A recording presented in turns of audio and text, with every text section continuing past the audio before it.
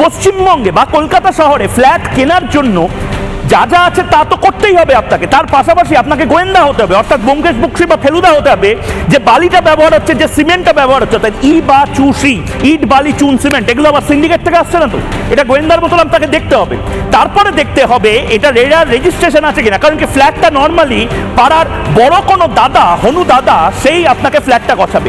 3 নম্বর আপনাকে দেখতে হবে সেই ফ্ল্যাটটা হেলে পড়ছে কিনা, কারণ এই ফ্ল্যাটটা হেলে পড়ছে কি পড়ছে না সেটা নিয়ে মেয়র বা মেয়রের অফিসের কোনো দায়িত্ব নেই। সুতরাং আপনাকে কি করতে হবে, এই দড়ি হাতে করে আপনাকে ঘুরতে হবে। তৃণমূল কংগ্রেস এক হাতে হ্যারিকেন ধরিয়ে দিয়েছে আর আরেক হাতে এরকম দড়ি ধরিয়ে দিয়েছে।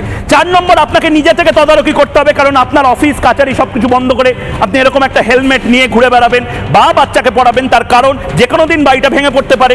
5 নম্বর আপনাকে টি স্কেল নিজে জোগাড় করতে হবে, নিজে সেই বাড়ি স্যাংশন হয়েছে কিনা, সেই বাড়ির প্ল্যানিং কি আছে, স্ট্রাকচারাল ইঞ্জিনিয়ার হতে যদি না পারেন স্ট্রাকচারাল ইঞ্জিনিয়ারিংয়ের ক্র্যাশ কোর্স করে নিন, সয়েল এক্সপার্ট যদি তাড়াতাড়ি না হতে পারেন একটা ক্র্যাশ কোর্স করে নিন। মমতা বন্দ্যোপাধ্যায় এখানে 3 দিনের নার্স, 4 দিনের ডাক্তার, সাটা সাট সব কিছু কলকাতা শহরে হয়ে যায়। সুতরাং আপনিও সাটা সাট নিশ্চয়ই স্ট্রাকচারাল ইঞ্জিনিয়ার হয়ে যাবেন। একটা টি স্কেল কিনে নিজেই আপনার বাড়ির প্ল্যানিং, সয়েল টেস্টিং সব করে নিন।